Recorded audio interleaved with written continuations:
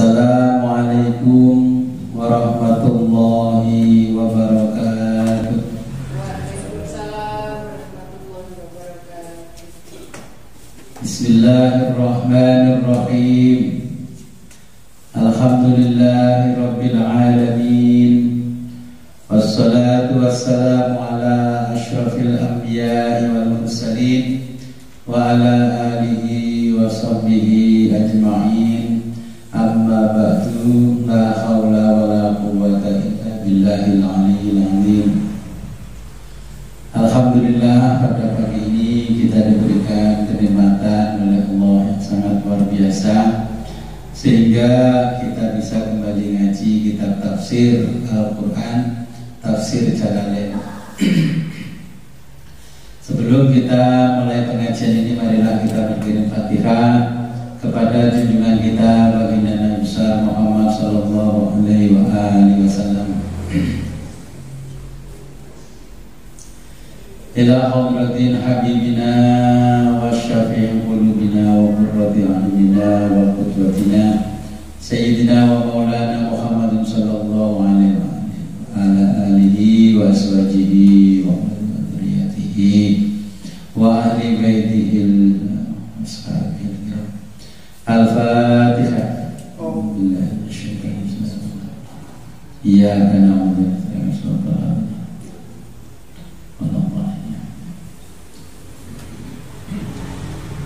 Tsumma ila ruhi sa'adatina bi Bakri wa Umar wa Utsman wa Ali wa Abbas wa sayyidina al-Hasan wal Husain wal Ashraf al-Mubashirin wa tabi'in wa tabi'in lahum bi ihsan ila yaumiddin. Al-Fatihah. Ya kana Umayla wa sayyidatina wa Fatimah al-Batul binti Sayyidil Mursalin Sayyidatina Khadijah al-Kubra wa sayyidatina Aisyah al-Ridha wa sayyidina Ali Zainal Abidin wa sayyidina Muhammad al-Bakir wa sayyidina Ja'far Shadiq wa sayyidina Ali al-Mu'ayyid. Al-Fatihah. Ya kana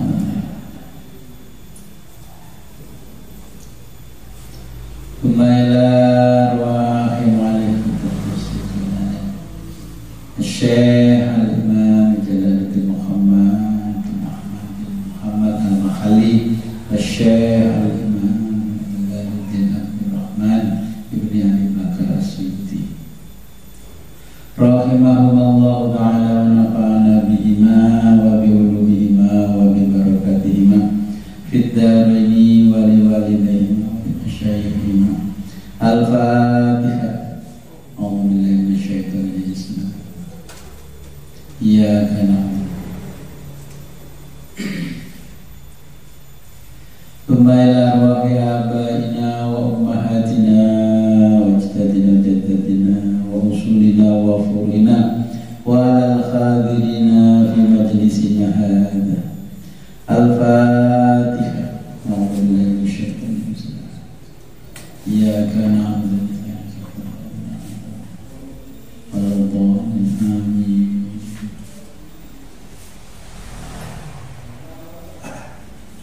Sampai walamma ajazu.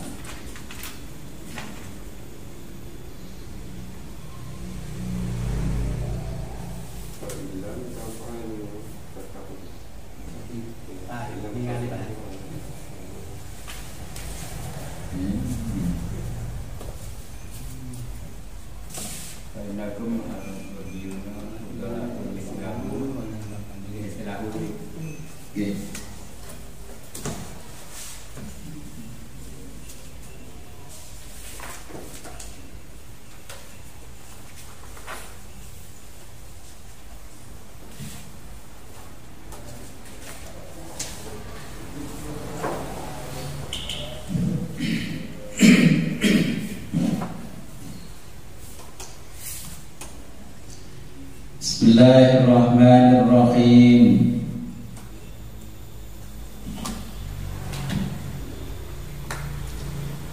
Qala Allah Ta'ala wa huwa astaqul qailin. A'udzu billahi minasy syaithanir rajim. Bismillahirrahmanirrahim. Walamma ajazu an-dzalika qala ta'ala fa in lam taf'alu. Walamma manakala, yang sebelumnya itu, walamma manakala ajazu, mereka tidak mampu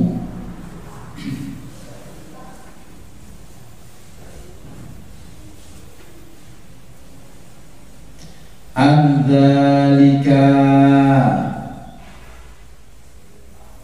memenuhi perintah itu,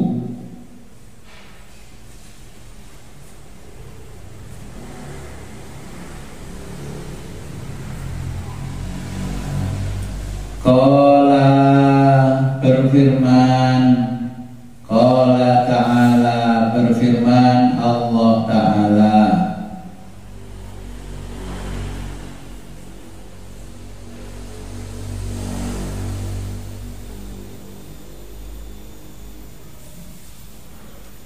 Fa'ilam, dan jika tidak dapat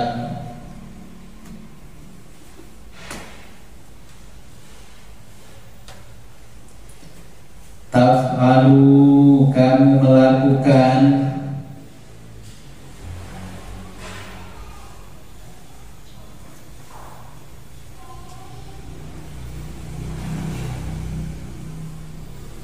ma apa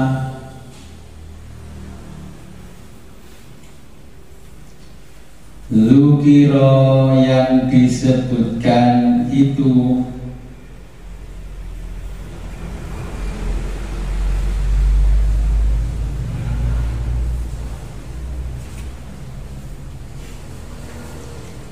li'ajzikum, disebabkan ketidakmampuanmu,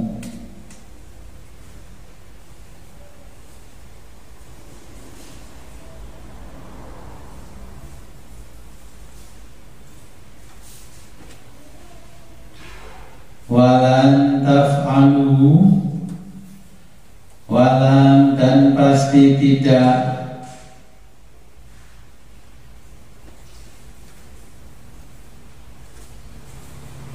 taf'alu, kamu akan dapat melakukan.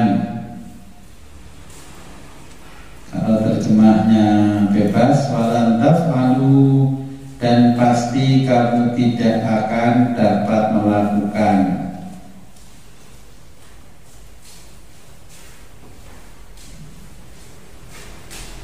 Dzalika, demikian itu,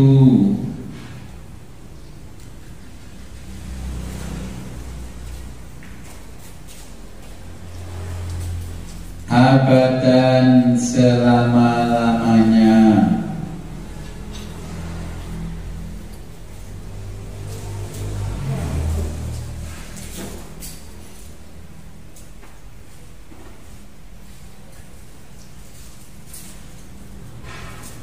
lizuhuri, disebabkan jelasnya,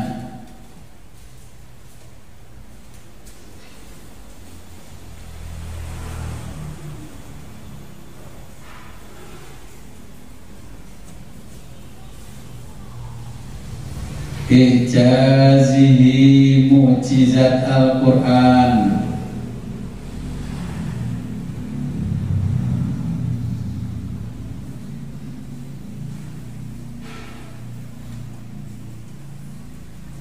i'tiradun, sebagai tantangan,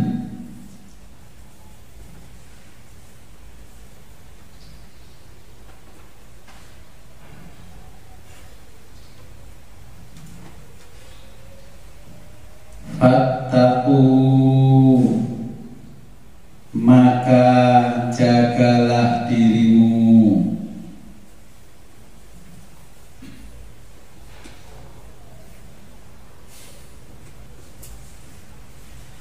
bil imani dengan iman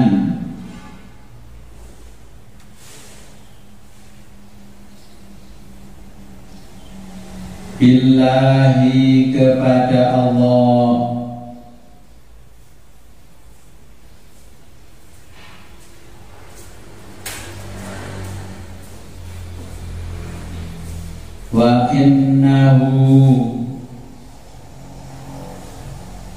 wa innahu bahwa Al-Quran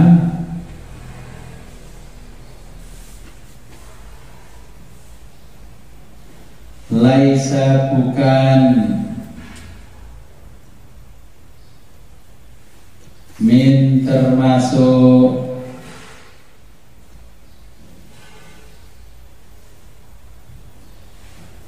kalamil basyari kalami ucapan al-basyari manusia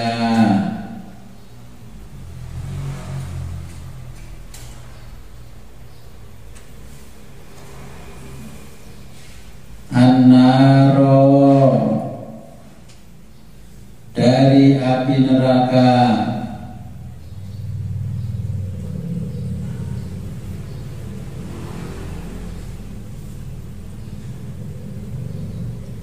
allati yang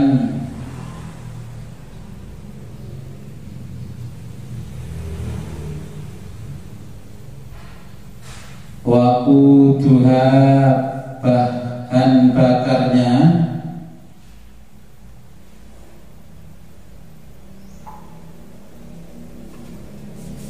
annasu adalah manusia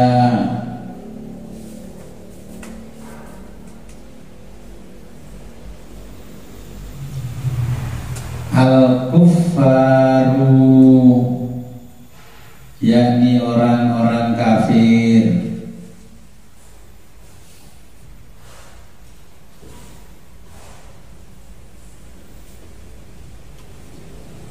wal hijaratu dan batu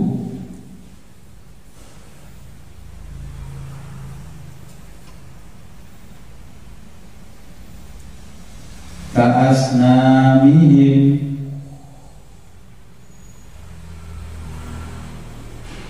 seperti yang dipakai membuat patung-patung mereka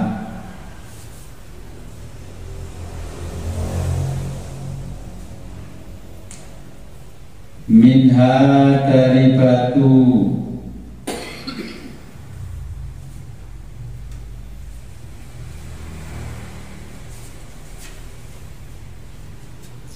yakni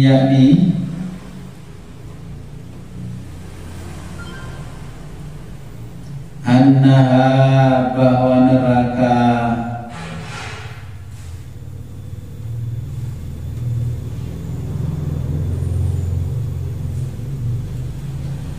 mufritatu sangat mufritatul hararati sangat al hararati panas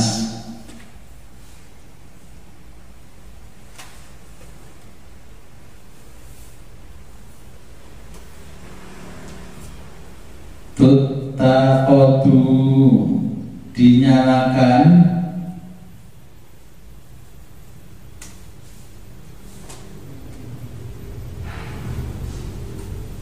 bima dengan bahan bakar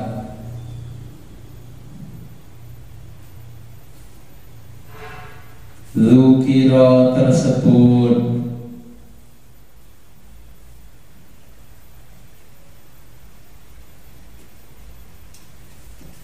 la bukan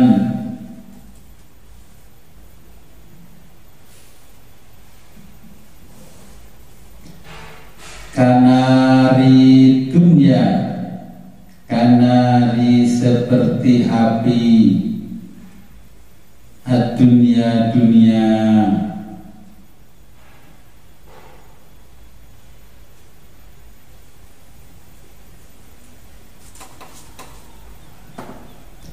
tattaqadu yang dapat dinyalakan,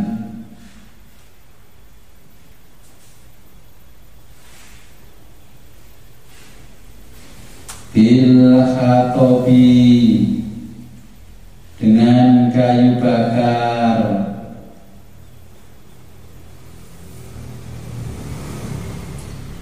nahwihi dan lainnya.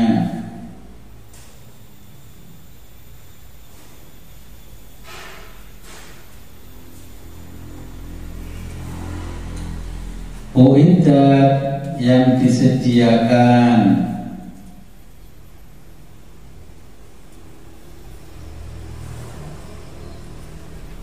wi'at disiapkan,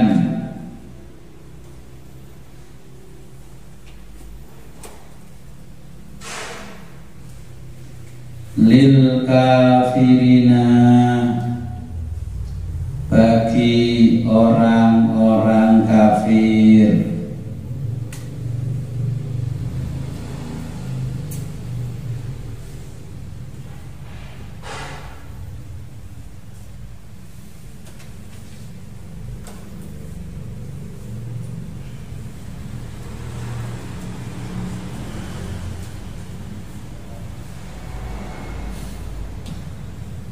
Yu'adzabuna mereka disiksa,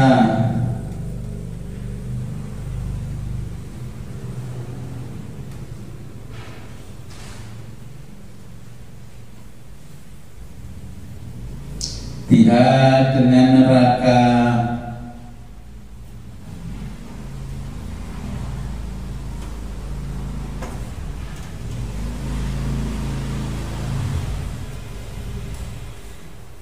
jumlatun menjadi kalimat,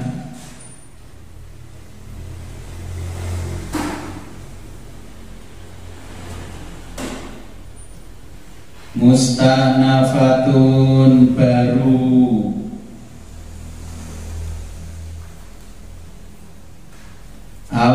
atau halun menunjukkan keadaan, lazimatun yang lazim.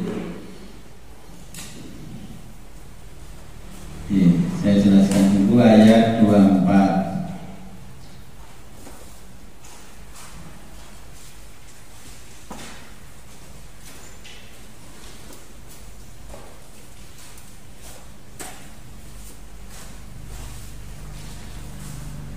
Ini lanjutan yang kemarin bahwa Al-Quran itu memiliki mukjizat akademis.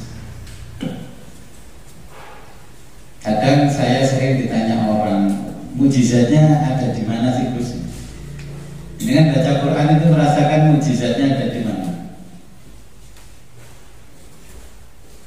Yang punya Quran bisa nggak merasakan mukjizatnya ada di mana? Ngaji ngalor ngidul tapi tidak tahu di mana mukjizatnya. Kalau berita tentang mukjizat sih kita tahu beritanya. Ini kan termasuk ngaji ini beritanya bahwa Al-Quran itu adalah mukjizat. Ya, mukjizat yang diberikan Allah kepada Nabi Muhammad. Tapi di mana mukjizat itu?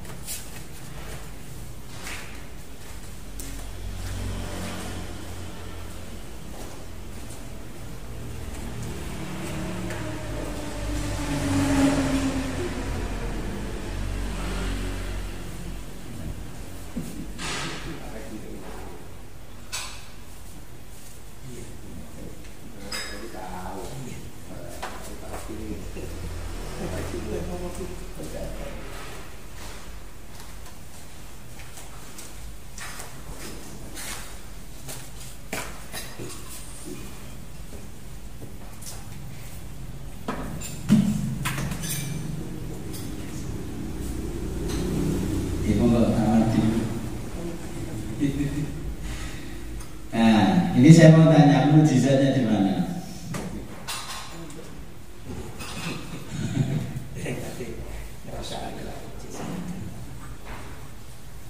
Allah itu membuat contoh pada kita makan, minum tapi di Quran. Seakan-akan dari sisi akademis apa yang disampaikan Allah itu gak berkualitas. Oh, cuma makan minum saja kok dibahas di dalam Al-Quran. Kulu washrabu wala tusrifu. Penting mana makan dengan bekerja?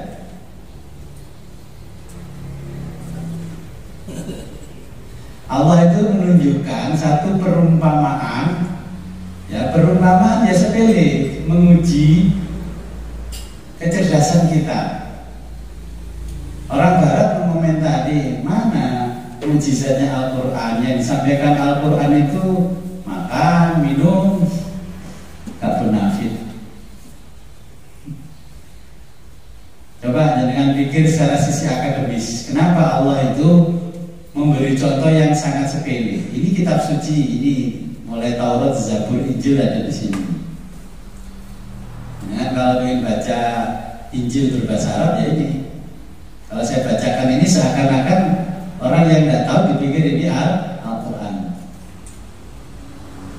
Ini judulnya Al-Kitabul Qudus, kitab suci kalau diterjemahkan. Makanya seakan-akan Allah itu memberikan gambaran kepada kita. Makanya Allah nyindir kita itu fa'illam taf'alu, awakmu gak mampu, wis meneng wae. Enggak kayak contoh mana yang lebih penting, makan apa berkarir apa bekerja. Ketika Allah bicara makan, orang meremehkan makan. Makan suruh cuci tangan, suruh ini, suruh itu. Seakan-akan kan nggak ada pentingnya loh. Quran belum datang itu sudah orang Jawa sudah tahu kalau mau makan cuci tangan. Nah, ini konstruksi berpikir menguji kita sebagai seorang akademisi. Pertanyaan saya, lebih penting mana makan sama bekerja jadi seorang presiden? Ini Allah menguji kita dengan pertanyaan makan dan minum di Quran. Jadi lurah lebih penting mana daripada makan? Kata Allah, fa'ilan taf'alu, ya gue gak jegos, kalau saya kan model. Fa'ilan taf'alu, fattakun narul lati waquduhan nas wal hijarah. Sudah. Ya sepandai-pandainya kita menulis, paling yang menulis yang sudah ada. Nulis novel itu ya cerita yang sudah ada. Walaupun katanya imajinasinya penulis, imajinasinya penulis itu penulis pergi kemana dulu, semuanya dulu, barulah ditulis. Berarti kan barang yang sudah ada. Saya biasa nulis buku sampai 400-500 halaman, itu sudah biasa. Ya nggak ada yang baru, semuanya sudah ada bahannya, tinggal gaduk-gaduk saja, tinggal nyambung-nyambungkan saja. Logika berpikirnya, kalau jenengan nggak jadi lurah, nggak jadi presiden, mati nggak? Kalau nggak makan, nah iya. Allah bertanya, penting jadi presiden kalau mangan. Ini pertanyaan sepele. Kalau jenengan diuji ketika disertasi sidang terbuka, ditanya sama promotornya, penting mana makan sama jadi rektor? Ya penting makan. Kalau saya nggak jadi rektor nggak mati kok. Saya nggak makan mati, nggak minum mati. Nah, ini mujizatnya Al-Quran. Dari pertanyaan saja kita nggak mampu menjawab. Kata Allah, fa'in lan taf'alu wa lan taf'alu.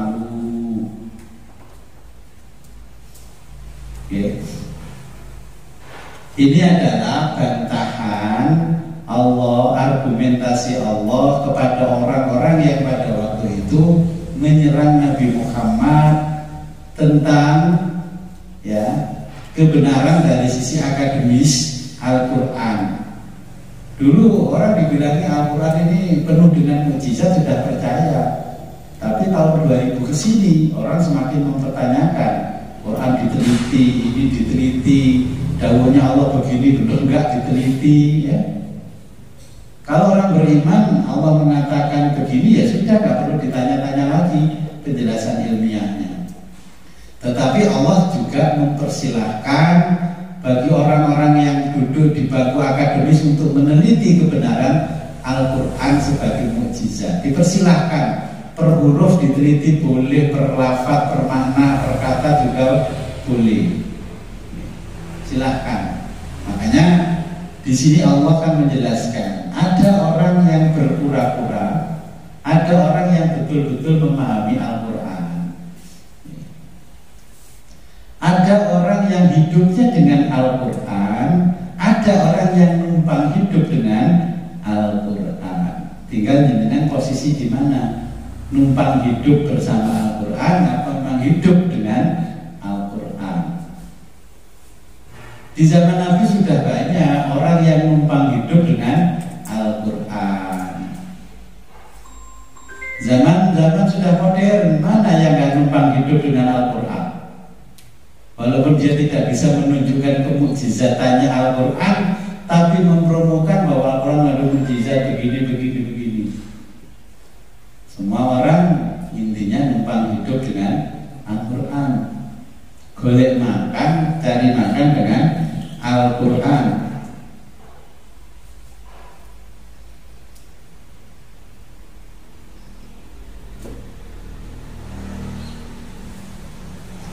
Al-Quran di zaman sekarang menantang kita yang mengaku orang kekinian. Oke, zaman dulu modern lah. Kalau waktu saya masih kecil sekolah modern, sekarang enggak, kekinian.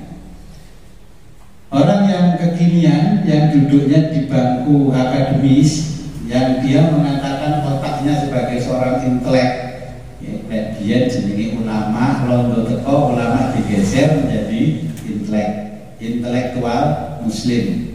Londo mulai intelektual muslim diganti jadi cendekiawan muslim ya. Tapi yang menjadi pewaris Nabi adalah al-ulama ya. Al-ulama warasatul anbiya. Al-Quran ini melontarkan tantangan kepada semua manusia sejak zaman Nabi Muhammad masih hidup sampai sekarang sudah 1400 tahun. Jadi dengan pikir di luar sana tidak banyak orang yang mengkritisi Al-Quran habis-habisan. Kalau jenengan masih duduk di sini, ya santai-santai saja, standar-standar saja. Di satu tempat saya mendengarkan orang, ya, apalagi kalau sudah di barat sana, di tempat ibadahnya orang lain menyudut-nyudutkan Al-Quran dan sebagainya. Sama lah kalau kita sekarang lihat itu di YouTube, perdebatan antara ini ada ustadz, ini ada pastor, ini ada mantan pastor, dan perdebatan seperti itu. Ujung-ujungnya jotosan, kalah debat, jotosan, tinju. Lalu kalau debat itu ya harusnya ilmiah, gitu, harusnya ilmiah.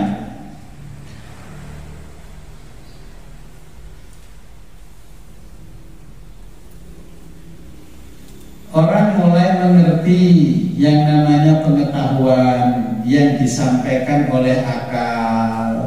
Ya. Dulu nggak ada orang bicara kognisi. Dan dulu pernah sekolah di IKIP kan ada namanya pedagogi. Ya, di situ kan ada kognisi, ada motorik, ada sensorik. Terma-terma seperti itu siapa yang bawa? Ketika diberi terma yang baru, barulah diterjemahkan dalam bahasa lain menjadi hal baru, seakan-akan dia penemunya. Padahal kan penemunya yang lebih dulu ada di sini. Al-Quran mengajarkan kita proses berpikir dengan logika yang baik, terus dianalisis, barulah disimpulkan, kesimpulannya bagaimana. Makanya kalau kita belajar agama Islam, di situ ada Al-Quran, ada Al-Hadis, ya, atau As-Sunnah, ada Ijma, ada Qiyas. Jauh sebelum orang-orang mengenal filsafat Yunani, Al-Quran sudah menawarkan cara berpikir seperti itu. Ada yang berbentuk burhani, ya, ada yang namanya jadali, ya, dan sebagainya.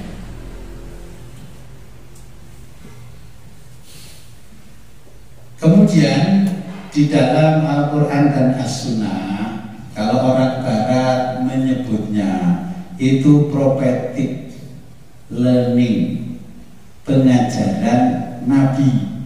Nah, bagaimana pengajaran Nabi? Kalau Nabi dulu ada umatnya bodoh, tidak diundang ke majelisnya Nabi, tapi didatangi Nabi, diajari Nabi. Nah kalau sekarang, kalau belum ngaji atau kalau ngaku gak belum, ya wis gak pakai, ya kan? Nah, kalau mengikuti Nabi prophetic learning, ya, pendidikan ala Nabi mendatangi, didatangi. Kamu nggak bisa karena apa? Ini dijelaskan oleh Nabi.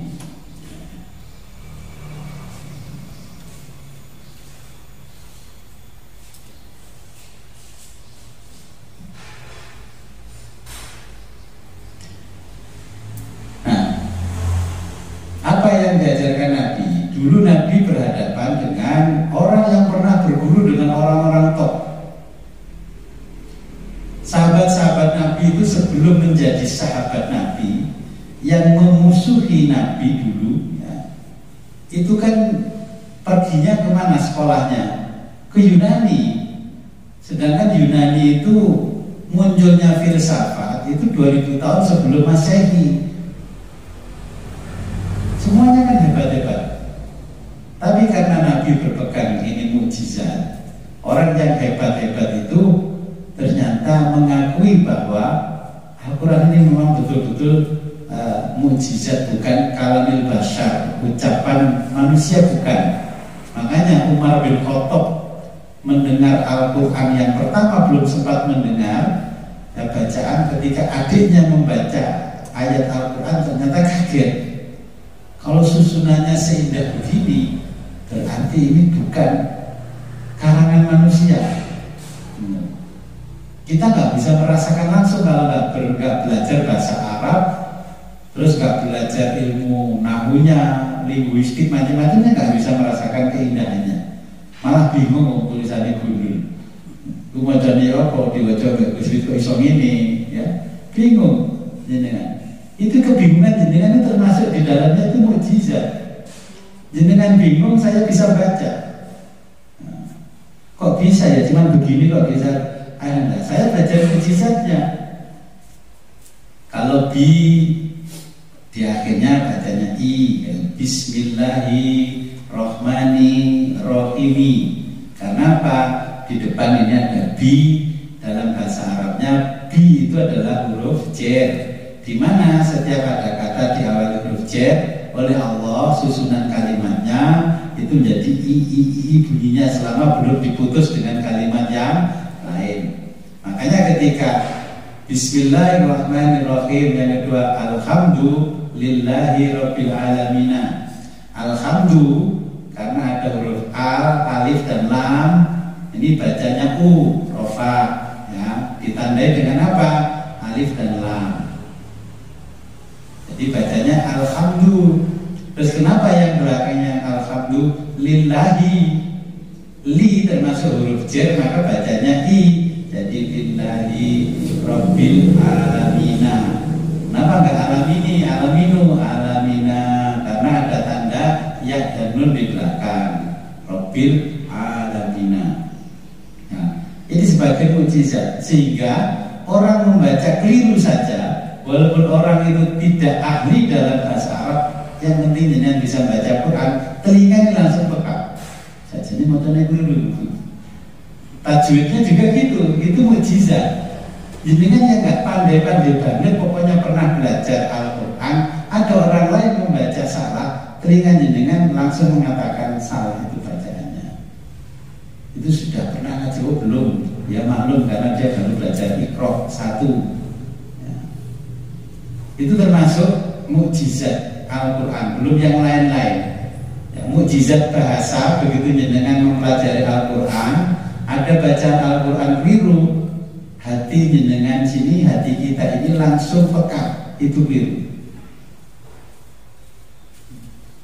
Jadi nggak dibutuhkan kealiman yang sangat alim untuk merasakan mukjizatnya. Dibaca keliru-keliru pun ya nggak berdosa. Tapi terus bertahun-tahun nggak mau memperbaiki ya berdosa. Dibaca keliru-keliru pun seperti nenek moyang kita.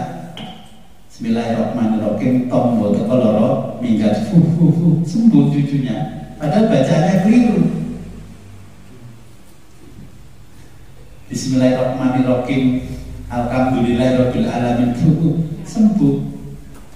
Coba orang Jawa Tengah ke sana, Jogja ke barat, alhamdulillahirabbil alamin, bayangkan dibaca ngalamin saja masih keluar mukjizatnya. Bagaimana kalau dibaca dengan benar? Nah, ini dari struktur bahasa Allah mempersilahkan siapapun membuat tandingan bahasanya. Dulu Abu Jahal membuat tandingan, alfil, ma huwa alfil. Oh gajah, apa itu gajah? Tahukah kamu gajah itu apa? Ya kata anak saya aja anak TK bisa buat puisi seperti itu. Abu Jahal membuat tandingan seperti itu.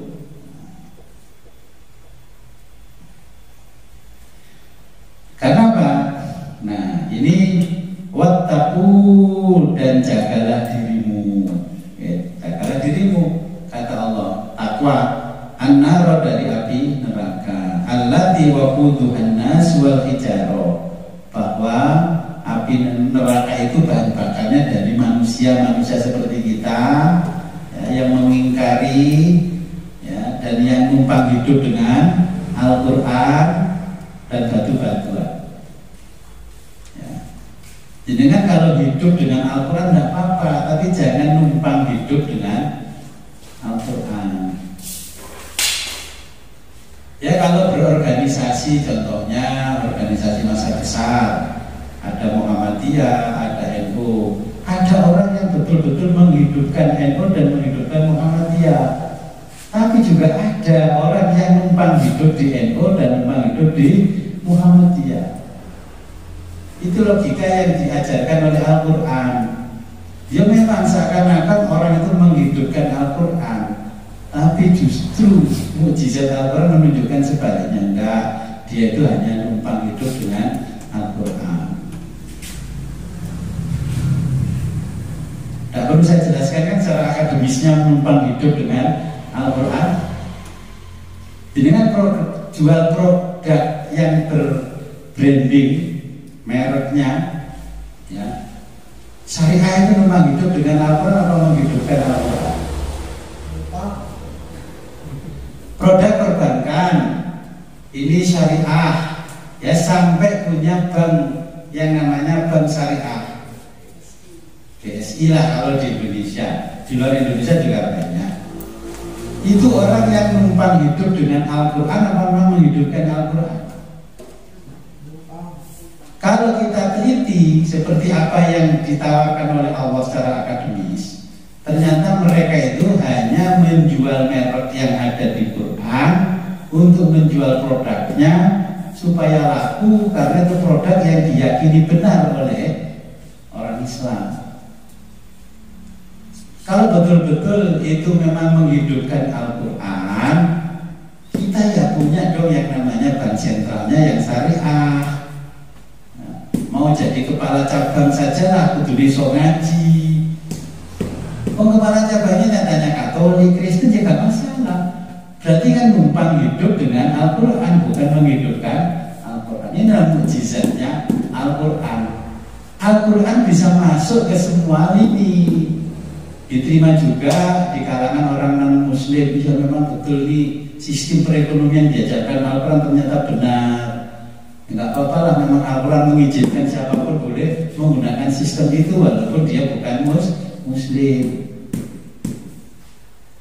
Mana ada yang menawarkan sistem sampai ke perbankannya dari kitab sucinya. Ini kitab suci semua, Taurat, Zabur, Injil ada di sini.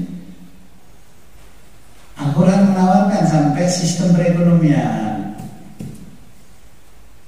Al-Quran sampai menawarkan, kamu kalau ingin hidupmu tidak terkena inflasi, maka simpanlah barang berharga, namanya emas. Emas itu sering disebut di dalam Al-Quran. Hanya mengingatnya, oh emas nggak boleh Gus, dipakai laki-laki siapa? Boleh. Saya pernah pakai cincin emas, terus ditanya orang, Gus katanya laki-laki nggak boleh pakai cincin emas, kalau pakai cincin. Kita gawe, aku khawatir berbentuk telesut hilang, tak gawe disik sama di Jakarta, boleh bawa taruh pondok kota. Kita ada kertas, bintit kalau ngomong hilang. Kita memberikan alasan seperti itu. Ya, Al-Quran menjelaskan, Nabi juga menjelaskan, jual kambing dari dulu sampai sekarang, ya, Urwah itu disuruh beli kambing oleh Nabi dengan 2,5 dinar. Akhirnya Urwah beli kambing karena Urwah ini memang mentalnya seorang pebisnis. Terus beli kambing, dapat kambing 2. Terus habis itu ketemu orang di jalan dibeli, dilepas, ya dilepas. Akhirnya dibeli kambing lagi, uang hasil penjualan yang pertama dapat 4. Berangkat lagi mau ke Nabi, ada yang nawar lagi, dijual, beli lagi dapat 6, beli lagi akhirnya dapat 8 sampai dapat 12. Nah, sampailah kepada Nabi, pesannya Nabi itu 1 kambing 2,5 dinar. Ya, memang harga kambing sampai detik ini kalau dikuruskan dengan dinar dengan emas ya 2,5. Nggak bergeser karena itu memang pengganjal nilai ekonomi. Ya, itu planning yang diajarkan di dalam Al-Quran dan Nabi. Nah, tetapi apa bedanya Urwah dengan kita? Kalau jenengan saya titipi begitu terus berarti rolas kambing sing 10 tadi itu masuk kantongnya jenengan apa kembali ke saya? Karena pesan saya cuma 1, wes pokoknya Gus wes oleh beres. Kalau Urwah sampai kepada Nabi, ya Rasulullah, tadi uang yang kau belikan saya putar ke sini boleh tidak? Oh ya boleh, sampai saya dapat untung. Ini pesananmu 1 kambing, yang 11 kambing ini untungnya dari pesananmu. Dikembalikan. Akhirnya Nabi berdoa kepada si Urwah, berdoa kepada Allah, meskipun debu yang kamu jual kamu pasti utuh. Ya. Karena jujurnya, jadi kalau katanya pesannya bisnis itu awet dicolek menang ini kok.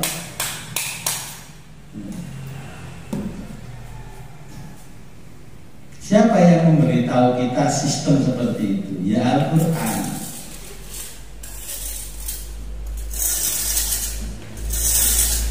Makanya kalau kita hanya numpang hidup dengan Al-Quran, nanti kita menjadi bahan bakarnya api neraka bersama batu-batu yang kita kumpulkan, hasil pekerjaan yang kita kumpulkan. Ya. Pompong turun. Ya.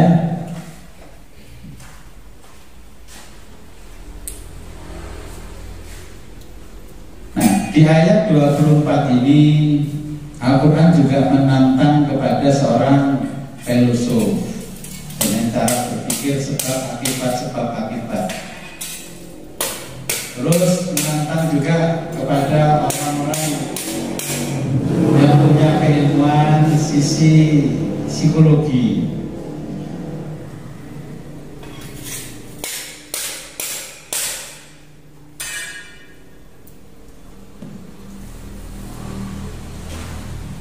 Jadi ini mukjizatnya Al-Quran. Itu belum mukjizat dipakai wiritan ya, pakai pakai wiritan beda lagi mujizatnya. Bacakan bismillah gak tegas kacau, ya ditumbak laka-laka dibedil isin, ya jadi Quran. Tapi orang-orang yang menentang Quran itu musyrik, itu bid'ah, tidak boleh khurafat. Quran sudah menjelaskan kok gawe opoe kenek. Al-Quran itu karena mukjizatnya luar biasa, dengan pakai ngobati orang ya bisa, nyantet orang ya lebih bisa, tergantung kita. Ya, yang nyantet orang pakai Quran, ya itulah orang yang numpang hidup dengan Al-Quran. Contoh begini, Al-Quran memiliki mukjizat. Terus orang tidak suka dengan orang, ambil saja batu bata merah ini. Nah duduk ada kiblat, baca ayat kursi ditujukan ke si fulan, manggil mati si fulan ini. Allah selesai garis harus sampai 313 garisan, satu botol. Habis itu ikat dengan benang pol, ya, taruh di peceren. Besok pasti ke bawah ke UGD itu si fulan, karena mujizatnya Al-Quran. Allah tetap menuruti keinginan kita walaupun itu salah, karena itu ada mukjizat di dalamnya. Terus minta tolong orang juga sama. Wah, kowe digawe wong iki, bacakan ayat kursi, gak mempan karena keduluan yang tadi, ya, yang tadi. Nah, ini termasuk mukjizatnya Al-Quran. Kalau jenengan pengen mukjizat Al-Quran, ada kisah yang namanya jin. Jenengan kan belum pernah bertemu dengan jin, walaupun kisah jin sudah dari kecil, belum pernah. Karena mukjizat Al-Quran, jenengan baca surat Al-Jin 1 hari 1 malam itu 999.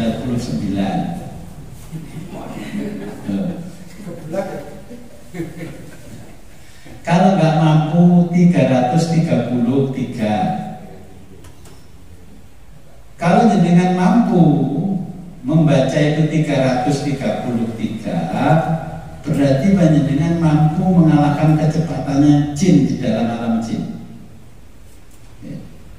Kenapa harus 333? Kita ini harus duduk terus membaca dengan 333 supaya energi 333 itu bisa menembus yang namanya alamnya jin. Kenapa jenengan ketika membaca dapat 10 saja gini-gini badannya? Itu mereka sudah tahu jin kalau ini mau masuk ke alamnya mereka, kita digoda supaya enggak sampai khatam bacanya. Bahaya gara-gara mlebu gini. Nah, karena apa? Jin itu punya kecepatan bisa mengelilingi dunia ini sekali sehari semalam, kali keliling muter dari satu titik ke titik yang lain. Dan jenengan kalau nggak naik pesawat nggak bisa keliling. Makanya kalau ingin menembus itu, makanya itu bacaannya. Kita mampu duduk dengan membaca, ukurannya itu sudah diukur oleh Allah dengan ayatnya itu, dengan suratnya itu, barulah masuk. Kalau ingin Isra-Mi'raj ya sama. Saya baca ayat kursi sekian untuk ini, nah itu mukjizat yang lain. Cuman anak cucunya orang Jawa itu kalau saya ceritakan mukjizat akademis gak pakai menarik, tapi boleh kena narik barang, keris. Weh, saya minta ijazah tuh ngantri. Kalau saya kasih tahu ini mukjizat akademisnya seperti ini, ya, Allah mengajarkan cara menganalisisnya seperti ini, ininya seperti ini kata tarik. Ini damel pengaris bagus, menarik. Dan mukjizat yang itu pun juga bisa, ya. Makanya itu juga mukjizatnya Al-Quran. Untuk bisa melihat dimensi yang lain, kita membaca ayat kursi, ya, plus doanya ayat kursi ya sama 313 dibaca. Orang langsung bisa terbuka semua dimensi. Akhirnya berkenalan dengan mereka-mereka yang ada, ternyata memang betul yang disampaikan Allah seperti ini. Oh, ada di dimensi lain. Nah, inilah termasuk mukjizatnya. Ya itu kalau ingin tahu mukjizat di luar sisi akademis, itu yang saya ceritakan, itu punya ilmu khusus untuk mempelajarinya. Makanya kenapa ulama terdahulu contohnya ada Belanda itu bawa pesawat mau bom, sebelum bom dibacakan pesawatnya nyungsep duluan, gak jadi ngebom. Ya kisah-kisah kiai-kiai zaman dulu yang mulai perang di Ponorogo sampai kiai-kiai itu, makanya Babu Runcing 10 November mampu mengalahkan senjata yang luar biasa karena babunya diasmai oleh para ulama, para kiai, Bung Tomo. Ya, begitu kena itu wis mati. Sepur itu sampai di stop nggak jalan. Bayi Hashim itu mulai depannya pabrik gula cukir disambel sama apa namanya tiang telepon itu, sorbannya dikaitkan dengan tiang telepon, ditarik sama Mbak Hashim. Itu doyong mulai cukir sampai Mojokerto perbatasan Surabaya. Sampai segitunya mukjizatnya. Jenengan hanya tahu kisah-kisah mukjizat karomahnya, tapi jenengan tidak terinspirasi untuk mendapatkan karomah itu. Kalau manut Gus pokoknya mulai dadi lah. Nanti saya repot. Ya, itu kisah inspiratif. Sampai Mbak Hasim contoh kalau kita bicara yang terdekat dengan kita, didatangi Belanda. Kalau kamu memang orang hebat, tahu nggak ini pohon yang di depan pondokmu daunnya turunnya jatuhnya kapan? Jam berapa? Menit ke berapa? Detik ke berapa? Ya, Mbak Hasim ngitung pakai falak. Oh iya, nah besok jam sekian, menitnya sekian, detiknya sekian, secondnya sekian. Ditunggu sama Belanda kalau senjata, ngapusi dor. Dari santrinya juga nunggu, dari pihak Belanda nunggu. Ternyata memang betul itu karena mukjizatnya Al-Quran. Tapi Mbah Hasim juga bisa menjelaskan secara ilmiah melalui ilmu falak, bisa menjelaskan dari sisi tasawuf, dari sisi kemujizatannya tanpa hitung-hitungan dilasi menit ceblok kapan. Pohonnya ditanya, menit gondong musik itu ceblok jam. Kan yang tahu dia. Di sisi itu Mbah Hasim tahu, langsung bertanya pada pohonnya, karena bisa pohon secara ilmiahnya dihitung-hitungkan dengan ilmu falak.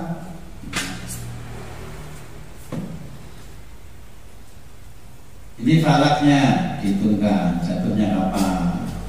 Jangan saja sekarang mau ngitung Ramadan datangnya tanggal 1 berapa. Nggak usah ribet-ribet terus, nanti telepon ke Tebuireng. Kalau yang Kediri nggak cari terus, nanti telepon ke Lirboyo. Ya, bagaimana bisa menikmati mukjizatnya Allah? Itu contoh-contohnya saja.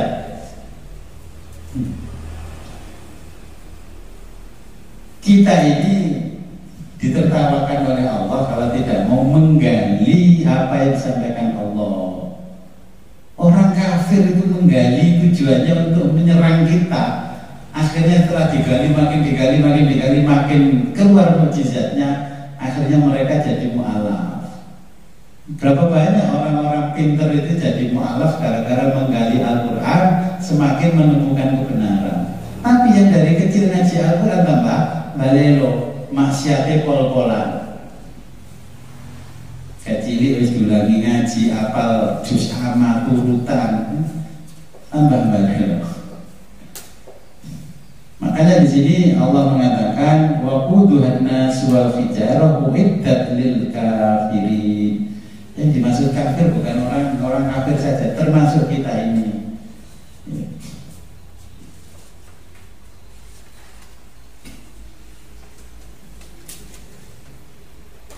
Nah, kita lanjutkan. Wa basyiril ladzina amanu.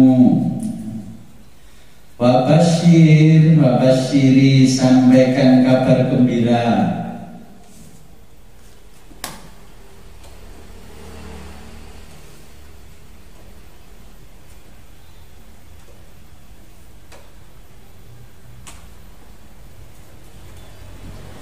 Hai akhir, kabarkanlah alladzina kepada orang-orang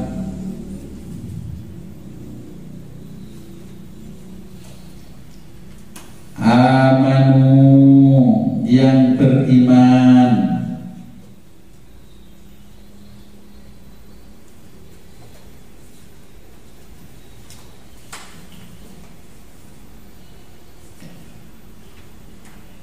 Sodaku yang membenarkan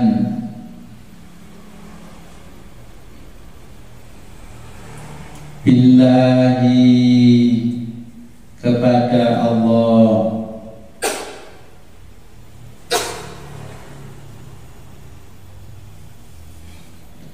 wa amilu dan mengerjakan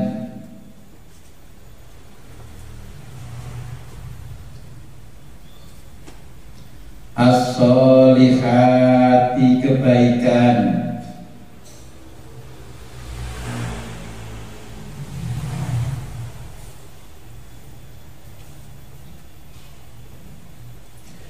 minal furudi mina baik al furudi yang fardu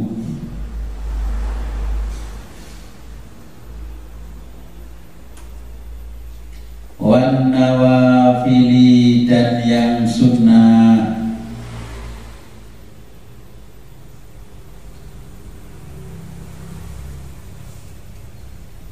anna bahwa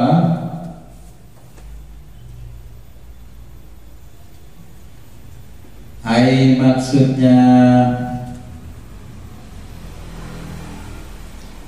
bi anna dengan lafaz bi anna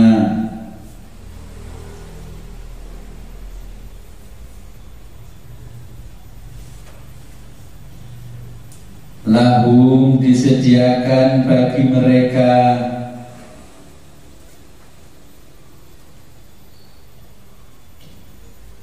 jannatun surga-surga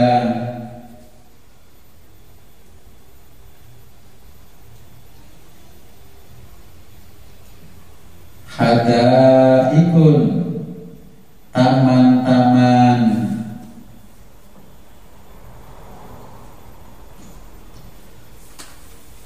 zatu yang memiliki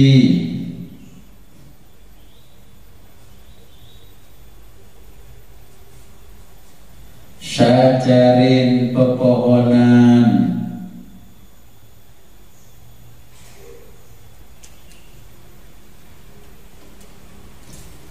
wa masakinu dan perumahan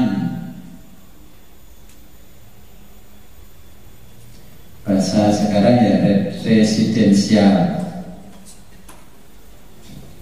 sekarang kan nggak mau sebut perumahan residen ben regoni rada munggah larang tajri yang mengalir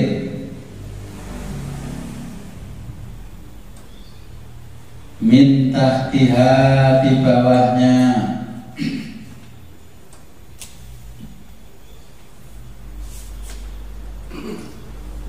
ai maksudnya tahta di bawah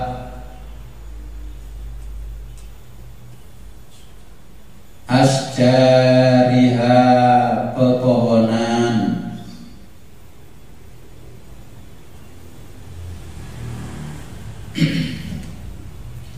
wa kusuriha dan mahligai-mahligainya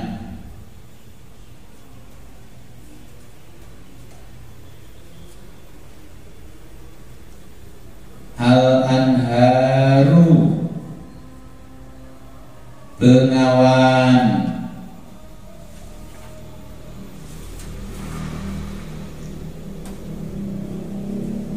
ai maksudnya al-miyahu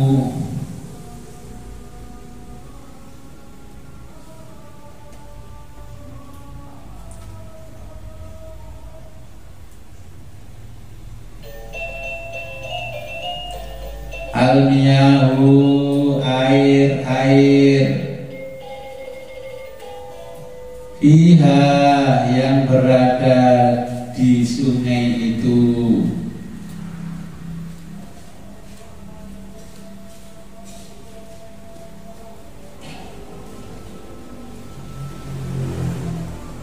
wan nahru dan sungai,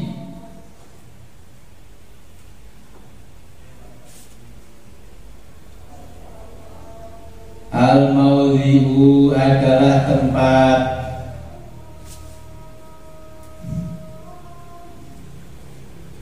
alladzi yang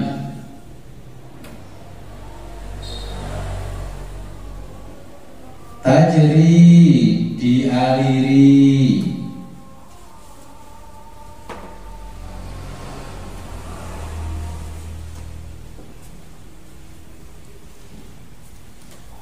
fihi di dalamnya,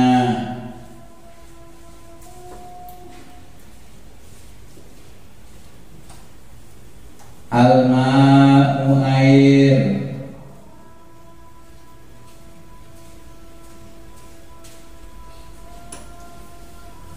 lianna karena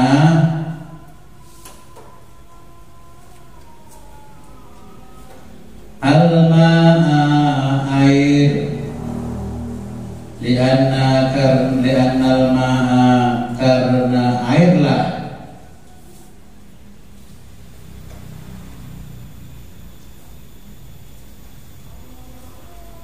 yanharuhu yang menggali,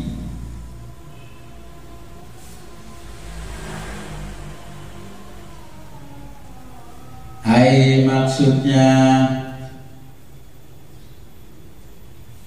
yaghfiruhu, bahasa Jawanya ngerongi. Apa ya bahasa Indonesianya ngerongi?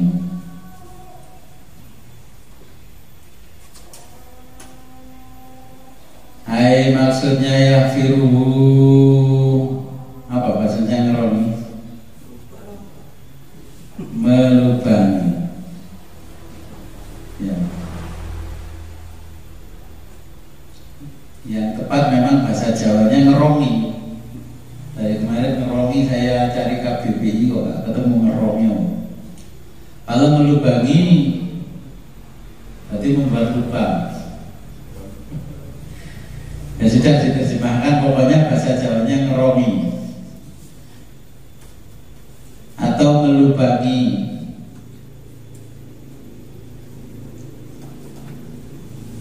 Wa isnadul jari dan isnad jer, ninahu ya isnad jer,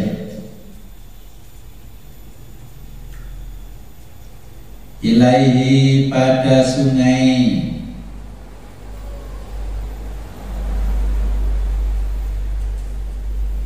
majazun adalah majaz. Majaz itu simbolis.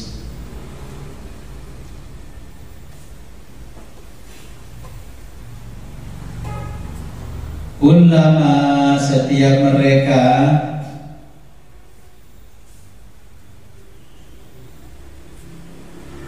ruziku diberi rizki,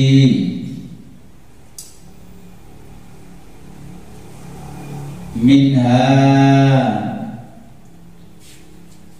dari dalam sungai,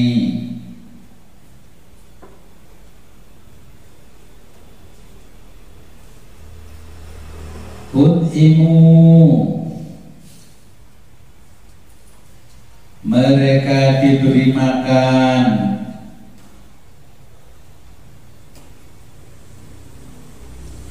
min tilkal jannati min dari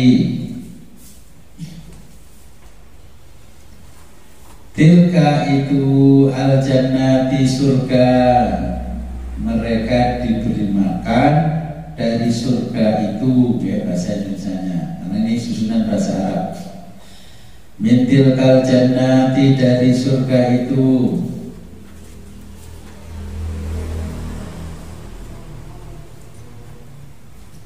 min berupa samarotin buah-buahan, rizqon yang diberikan,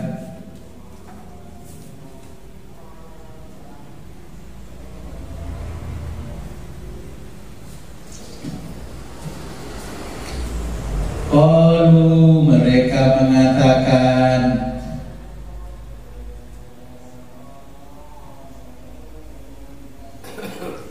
hadza inilah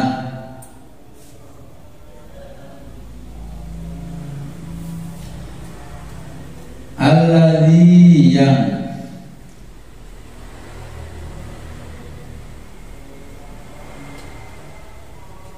ai maksudnya misluma seperti inilah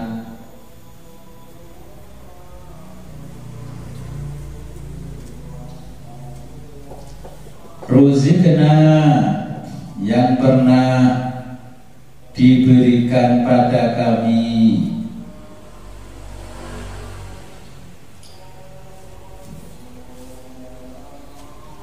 min qablu sebelumnya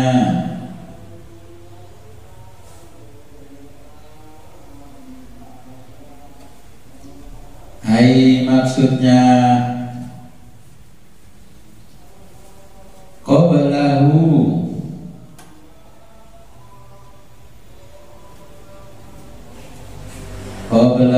sebelumnya fil jannati di surga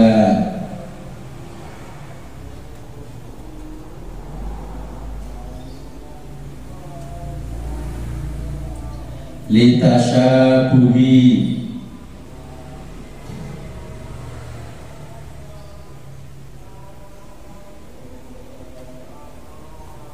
karena menyerupakan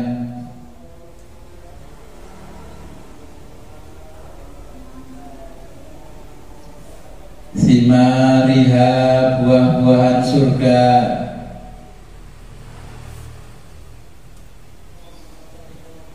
biqorinatin dengan perlambang. Kalau orang dunia menyebutnya korena, korena adalah perlambang.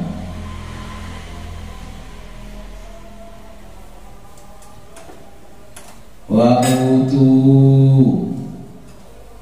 mereka disuguhi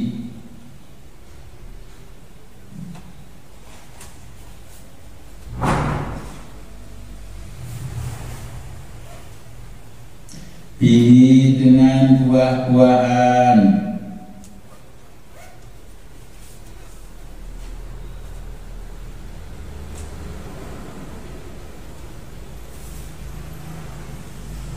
ai maksudnya jitu didatangkan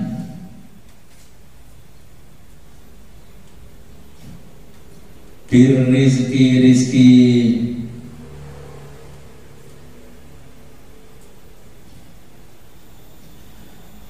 mutasyabihan dalam keadaan serupa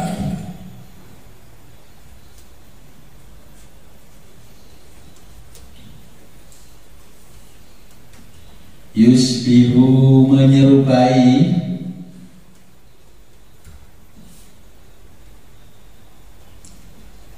ba'duhu antara satu ba'don dan lainnya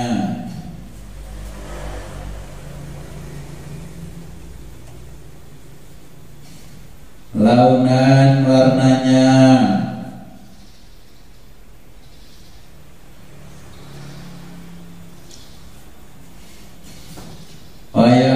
talifu beraneka macam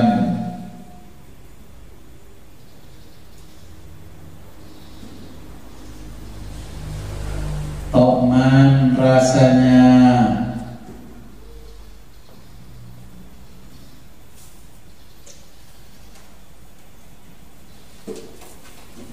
walahum dan mereka diberi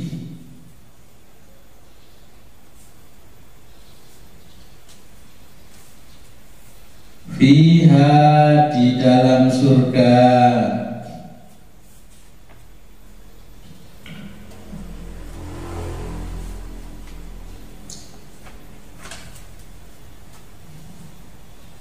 azwajun istri-istri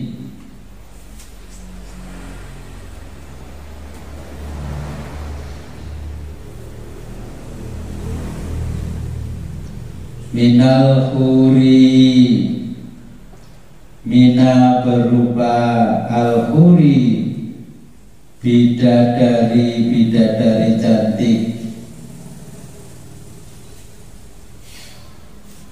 wa ghairiha dan lainnya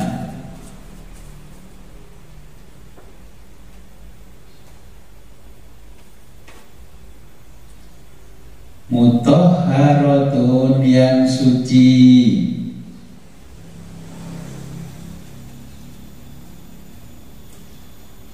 minal haidhi dari haid atau menstruasi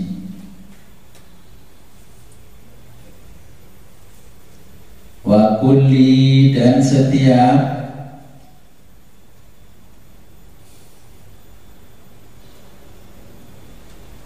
qadarin kotoran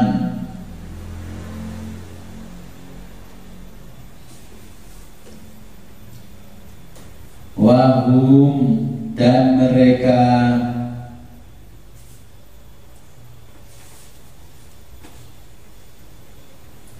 fiha di dalam surga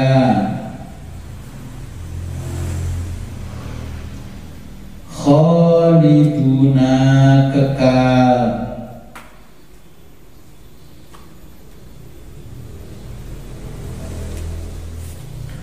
makisuna bertempat tinggal abadan selama-lamanya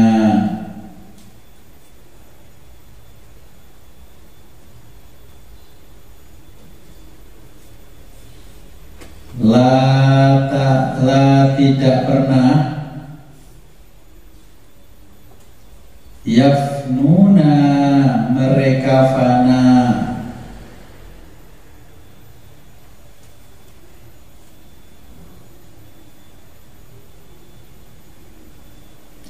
wala dan tidak akan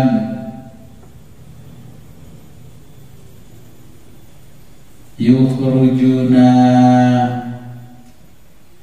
dikeluarkan dari surga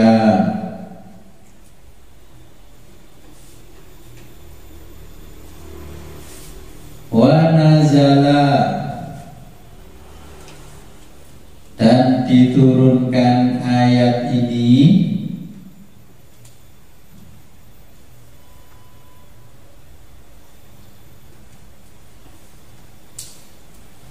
roddan untuk memberi bantahan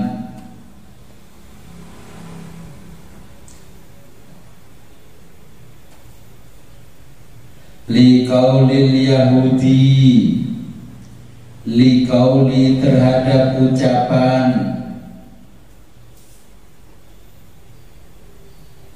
al Yahudi orang-orang Yahudi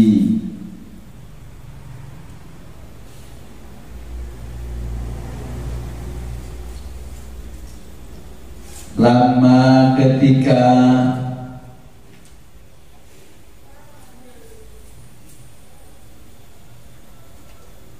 Dhoroba menjadikan siapa Allah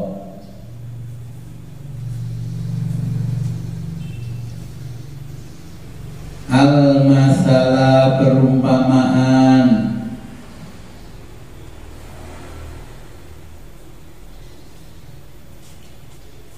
Birrubabi dengan seekor lalat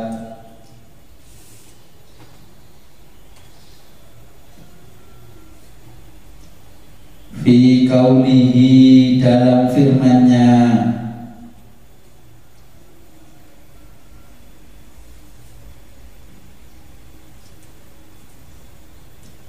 wa in dan jika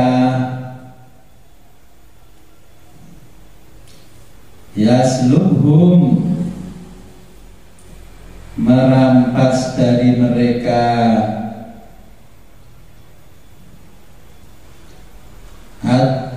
ad-dzubabu lalat itu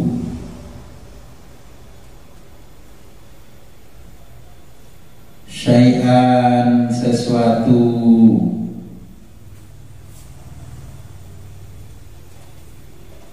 Ini surat Al-Hajj ayat 73. Wal Ankabutu dan surat Al-Ankabut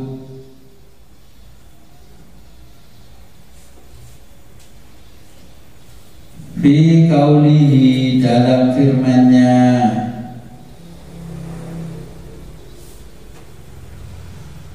kama salil angkabuti,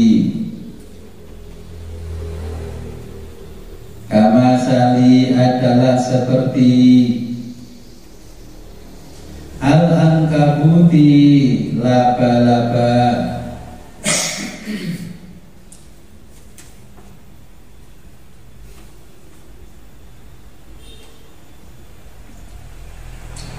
ma aradallahu bidzikri hadhil asya'i, ma apa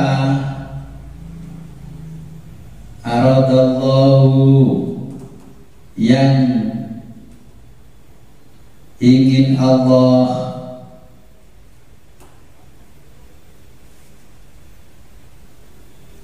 bidzikri sebutkan, apa yang Allah ingin sebutkan, hadhil asya'i, hadhihi pada ini, al asya'i perkara,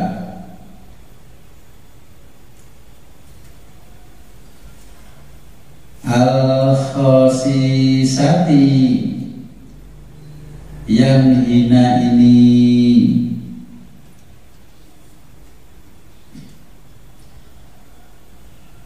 fa'anzala maka menurunkan firman-Nya siapa Allahu Allah, atau fa'anzalallahu maka Allah menurunkan firman-Nya, innallaha la yastahi ayyadriba mathalan ma ba'udatan fama fawqaha. Lanjutan. Saya jelaskan ayat ini dulu.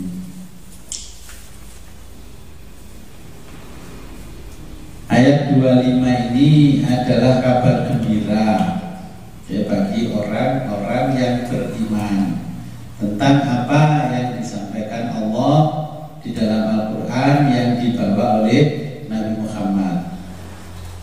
Allah mengatakan wa basyiril ladzina amanu wa amilus sholihat, kabarkan kabar gembira ini pada orang-orang yang beriman dan berbuat kebaikan. Apa kabar gembiranya? Bahwa memang Al-Quran ini mukjizatnya luar biasa. Orang-orang Yahudi dulu menghina-hina ciptaannya Allah tentang lala, tentang nyamuk. Itu memang mereka menghina Nabi dengan mengumpamakan menciptakan sesuatu yang hina. Ya Allah memberikan jawaban, saya menciptakan sesuatu di muka bumi ini tidak ada yang tidak berguna. Sekarang di zaman modern, siapa yang jadi miliarder dari lalat sama nyamuk?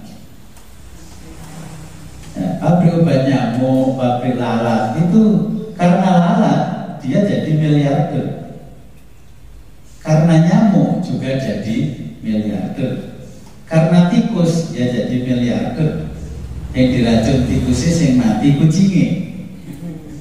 Ya, karena tikusnya lemas dimakan kucingnya yang mati. Nah, ini akhirnya karena kejadian demi kejadian, orang-orang yang beriman itu menjadi orang yang Islamnya sejati. Tapi karena kalah politik, orang itu Islamnya pura-pura Islam. Maka itu namanya Islamisme. Zaman sekarang namanya Islamisme. Jangan tahu Islamisme zaman sekarang. Islamisme itu orang kalau zaman sekarang ya punya gerakan politik, gerakan apapun dia minta itu diakui bagian dari agama Islam. Demo di bawah Monas yang minta diakui oleh umat Islam itu adalah bagian dari agama Islam. Padahal itu kepentingan kelompoknya.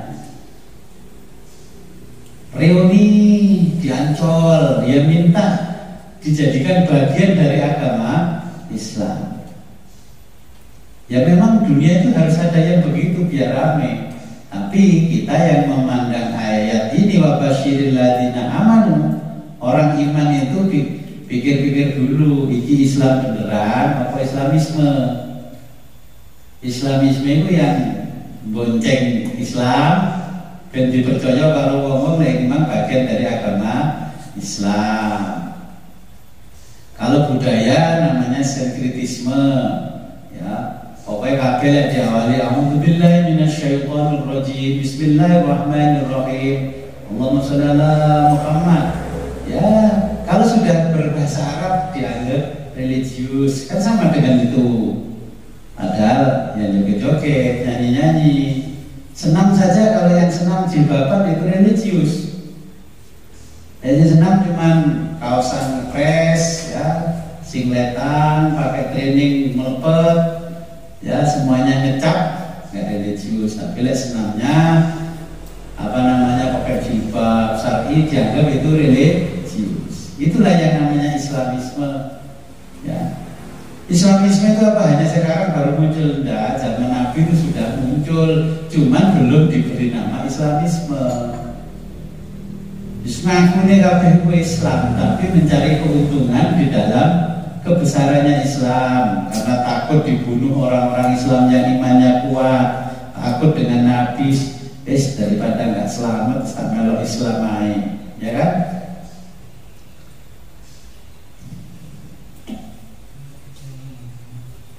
Jadi kalau Islam itu orang yang benar-benar memeluk agama Islam dan menjalankan ajarannya dengan penuh keikhlasan, itu yang walladzina amanu wa amilus sholihat.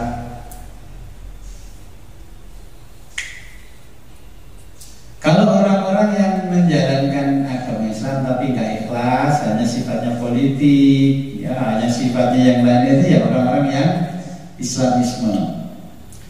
Islamisme itu apa? Orang-orang yang seakan-akan memeluk agama Islam dan menjalankan ajaran dan syariat Islam hanya untuk kepentingan, ya, dan kemudahan hidupnya. Kebetulan yang syar'i apa gak hanya kepentingan dan bantu. Jilbab yang syar'i begini, mereka beli. Jadi mereka tukunan jahit gak syar'i. Ya. Jadi mereka itu membuat label kalau baju muslim yang syar'i seperti ini loh contohnya. Ya. Sampai mereka membuat contoh pakai imamah yang betul itu begini loh, begini ya. Jadi kalau nggak pakai imamah seperti mereka dianggap tidak syar'i, kopian begini nggak syar'i, sarungan nggak syar'i, butuh ya baju set. Padahal Nabi dulu ketika mengajarkan Islam tingkat fleksibilitasnya tinggi, ya. Sholat kalau nggak sama dengan mereka dikafirkan. Itu kan namanya bukan Islam, ya itulah Islamisme. Jenggot saya dipanjangkan katanya bukan syar'i, dapat kapling surga, dibid'ahkan, dikurofatkan. Jadi sebenarnya fenomena itu dari zaman Nabi sudah ada. Kalau dulu yang melakukan adalah orang Yahudi, kalau sekarang yang melakukan orang Islam sendiri. Demo kayak juga, sorban lengkap, yel-yelnya pakai ayat-ayat Quran. Sebenarnya kalau melihat wabasyiril ladzina amanu wa amilus sholihat, orang itu kalau benar-benar soleh, ya. Makanya kenapa sih orang Jawa menyebut itu Gusti? Tuhan itu disebut Gusti karena menempatkan yang bagus itu berada di dalam hati. Tuhan itu dianggap sesuatu yang sakral, yang sangat bagus, letaknya di dalam hati. Makanya wabasyiril ladzina amanu. Ini kajian filsafat Jawa. Makanya orang Jawa itu menyebutkan Tuhan itu tidak Tuhan, tapi Gusti. Bahasa filsafatnya kenapa kok Gusti? Ajaran Gusti itu menempatkan sesuatu yang sangat bagus di dalam hati. Oh, hati ini rene apa-apa nih, makanya gampang ngelokno wong, gampang bid'ahno wong. Jangankan Allah, Gusti saja tidak bisa menempat di dalam hatinya. Wa amilus sholihat, amalan yang soleh. Soleh itu kan bagus, ya. Amalan soleh ya Gusti ini tempatnya di dalam hati kita. Kita kurang apa? Perbandingan Quran oke, filsafat Jawa oke. Tapi kita nggak bisa mengamalkan. Makanya orang yang tidak bisa mengamalkan, tapi dikit-dikit membawa nama besar Islam, itu namanya Islamisme.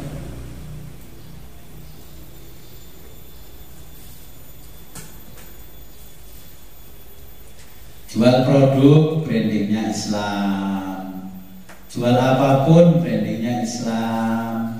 Musik ya brandingnya Islam. Makanya supaya dianggap religius, semuanya dibuka dengan kata-kata berbahasa Arab. Ya, akhirnya yang lain nyerang, yaitu kadrun-kadrun wi. Kadrun karena kadal gurun. Nah, akhirnya kan seperti itu. Jadi nanti orang yang betul-betul membela Islam dengan yang menjual Islam itu sulit membedakan. Ya, sulit membedakan. Allah memberikan simbol-simbol, ya. Wabasyiril ladzina amanu wa amilus sholihati anna lahum jannatun tajri min tahtiha. Jadi simbolnya anna lahum jannatun. Yang dimaksud surga itu orang yang betul-betul Islam ya dapat surga beneran. Orang yang Islamisme itu ya mencari surga.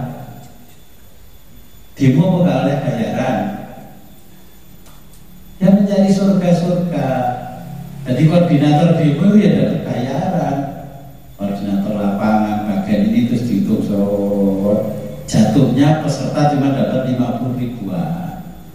Tapi untuk meyakinkan banyak orang bahwa ini bagian dari Islam, bendera tauhidnya dipasang, tulisan la ilaha illallah Muhammadur Rasulullah. Coba kalau bisa tanya Nabi Muhammad, gimana ya Rasul seperti itu? Apakah engkau pernah mengajarkan? Kan nggak pernah mengajarkan seperti itu. Nah, tajri min tahtihal anhar, di bawahnya mengalir sungai-sungai. Dimaksud sungai-sungai ya sekarang ya bukan sungai itu, rekeningnya mengalir dari sana sini untuk kegiatan itu, masuk blen. Ya kalau kita memandang dari sudut pandang yang lain,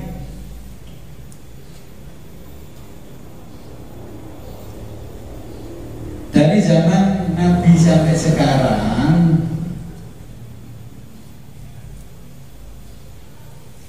Islam itu sebenarnya adalah agama yang memuat nilai-nilai moral, ya, yang adiluhung, yang cinta damai. Islam itu memuat itu. Tapi kadang-kadang kita lupa sajane membela agama, membela madhab. Dari yang terkecil saja, jenengan berbeda madhab saja kadang-kadang nggak mau sholat di dalamnya. Lebih baik bangun masjid sendiri. Contohlah kalau dengan jamaah saya, sing sijine NU, sijine Muhammadiyah, sijine Sidikiyah. Ya saya lihat yang NU ya kan dulu sholat nang Sidikiyah. Sidikiyah ya sama, nggak mau sholat di NU di Muhammadiyah dan sebaliknya. Padahal ini adalah hal terkecil dari perbedaan-perbedaan cara pandang kita berdasarkan madhab. Padahal Islam kan ya madhab berbeda-beda boleh loh, tapi kan tidak membelani fikih seperti itu. Makanya kalau kita belajar itu Islam mendahulukan akhlak daripada fikih. Jangan karena belani fikih dengan bangun masjid sendiri, ya, jamaah umroh aja gak bareng kanjane sisa madhab gak belum. Ya persatuan haji warisan. Siki sing bolon iki dijajak sing gak patek padha karate gak usah, ya. Akhirnya kita kan terjebaknya di mana? Dari zaman ke zaman terjebaklah politik identitas. Ya gini nanti 2024 dimanfaatkan itu identitas jenengan, ya, dimanfaatkan. Nah, sedangkan Islamisme itu dari zaman ke zaman, dari zaman Nabi sampai Nabi wafat, para sahabat, sampai Bani Umayyah Abbasiyah, itu sebenarnya hanya gerakan politik demi tujuan mereka tercapai. Karena tahu di sini mayoritas Islam.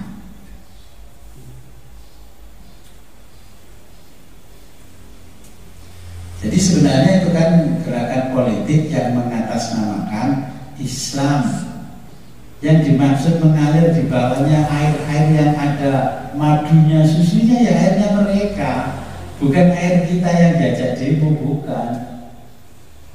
Coba ketuanya naik Alfa, wakilnya naik apa? Fortuner, koordinatornya naik Venturer, terus koordinator lapangan naik Ras, terus yang digerakkan di bawah jalan kaki. Ini kita kan nggak pernah pinter-pinter hidup dari zaman ke zaman, sudah 1400 tahun. Ya sampailah, bukan hanya itu di partai. Ini sudah modern, kita bicara Al-Quran dari sisi kehidupan yang modern. Ketuane, wakili, ketuane setiap 6 bulan sekali pergi ke luar negeri, disoting sampai anak buahnya, ya, punya channel sendiri di Facebook. Mau naik pesawat saja disyuting dari 4 sudut, ya, nemoni gubernur di luar negeri. Nah, jadi itu ketua partai, itu presiden. Nah, di bawah. Kalau di bawah jenengan ya berkarir dari bawah, moyo ujung-ujungnya ya cuma jadi ketua kabupaten kota. Kalau yang dinasinya tinggi, lahir atau bulinan partai begitu gede langsung jadi ketua partai. Nah, itu kan gerakan ininya Islamisme. Kalau orang Hindu ya Hinduisme, kalau Buddha ya Buddhaisme. Ya, kalau sudah terjadi seperti ini dari Quran, agama-agama itu akan mati pada akhirnya. Bukan Islam saja yang akan mati, semua agama akan mati. Kristenisme itu juga akan mati karena ditunggangi orang terus. Islam ini ditunggangi berapa kali? Sebelum merdeka ya ditunggangi, setelah merdeka ditunggangi, sampai nenek moyang kita memisahkan sekolah dari partai politik khitoh. Itu kan karena Islamisme gerakan politik yang mengatasnamakan Islam demi kepentingan dapat dunia yang luar biasa. Yang dimaksud mengalirnya surga, ini surga mereka, bukan surga kita yang dapat surga nanti. Jadi ayat tajri min tahtil anhar itu termasuk filsafat. Iya, filsafatnya tingkat tinggi yang disampaikan Allah. Jangan dipahami, karena Allah mengatakan ini korena, ya bahasa Arabnya korena, ya, boso Jawa ini sanepan, bahasa Inggrisnya simbolis, ya. Yang dimaksudkan surga-surga, ya surga yang ada di sana memang iya. Itu simbol surga di sana sudah digunakan oleh orang-orang di sini untuk mempengaruhi orang lain mendapatkan surga. Maka orang beragama, ya, kalau dengan ilmu berbeda dengan agama dengan tanpa ilmu. Kalau beragama dengan ilmu, orangnya jadi cerdas, ya, jadi bijaksana. Kalau beragama tanpa ilmu, ya jadinya radikal. Basa Jawa kudu, ya, akhirnya muncullah di zaman Nabi itu namanya Khawarij. Cikal bakal kaum radikalisme radikal di zaman Nabi Khawarij, yang sekarang menjadi teroris itu cikal bakalnya dari zaman Nabi sudah ada. Makanya karena Nabi selalu dilindungi Allah, Nabi nggak bisa dibunuh. Tapi setelah Nabi wafat, sahabat Nabi semuanya dibunuh. Nah, maka mereka dijuluki Khawarij. Berasal dari kata kharaja yakhruju khawarij. Kharajanya keluar. Keluar dari mana? Keluar dari lingkarannya Nabi. Itu kan mereka mengatasnamakan Islam terus, tapi sebenarnya hanya menjual Islam. Mereka itu qiyamul lail. Kalau malam itu qiyamul lail, shaimun nahar, paginya puasa. Yang membunuh Sayyidina Utsman dia tiap malam qiyamul lail, jidatnya ini juga muncul. Sampai yang terakhir membunuh Sayyidina Ali ya sama. Ininya qiyamul lail, shaimun nahar. Bengi sholatin notok nyedup, siang puasanya ya pol-polan. Bayangkan itu orang Khawarij. Orang yang dianggap tidak sama. Sampai Sayyidina Ali berkompromi dengan orang kafir, mereka mengatakan, Ali, hukum itu adalah hukum Allah, bukan hukummu. Makanya dibunuhlah Sayyidina Ali. Sampai Sayyidina Hasan Husain juga dibunuh. Akhirnya Yazid menangis-nangis. Karena apa? Sayyidina Hasan Husain dibunuh itu gerakan Islamisme di zaman itu karena istri khalifah kalah cantik dengan istrinya Sayyidina Hasan dan Husain. Makanya Yazid memerintahkan orang lain, orang Yahudi dan Majusi untuk membunuh Sayyidina Hasan Husain. Peristiwanya seperti itu. Ya untung kita punya wakil gubernur istrinya cantik. Coba nggak cantik, nah, apa nggak sama dengan peristiwanya Yazid bin Muawiyah? Cucunya Nabi dibunuh gara-gara punya istri cantik, maunya dilamar sama gubernur, sampai dipotong kepalanya. Makanya di zaman dulu abad keempat ada Islam, ya, Islam Muhammadi dan Islam Muawi atau Umawi. Islam Muhammadi itu Islam yang sumbernya Nabi dan Ahlul Bait. Islam Umawi ya Islam karena kekuasaan Bani Umayyah itu, ya, jadi ulama ya karena yang jadikan Bani Umayyah, Yazid, ya, nggak di pondok, nggak di opo, nggak di jamaah, ya diangkat jadi ulama. Sekarang kan banyak begitu yang Islam Umawi, ya. Makanya kadang-kadang lihat gini, rasaku wong gue nggak di pondok. Padahal syaratnya tadi ketua nih kui, pengurus kui di Jakarta minimal santrinya 5.000. Nggak taunya cuma punya majelis taklim di Jakarta jadi ketua posisi strategis. Oh ternyata ponaknya kayak itu, pantes. Tapi ketika berada di dalam di bawahnya mereka, ADART benar-benar dijalankan. Tapi kalau sudah di levelnya mereka, ADART nomor 2. Nah itu Itulah Islam Umawi sama Islam Muhammadi, bedanya di zaman abad ke-4, Bani Umayyah, Abbasiyah. Kalau zaman modern 2 tahun 2010 ke sini, gerakannya namanya Islam dan Islamisme. Cadaran itu bukan karena syariat, tapi karena Islamisme. Jangan heran orang cadaran tato cingkrang bukan Islam, tapi itu namanya bagian dari Islamisme.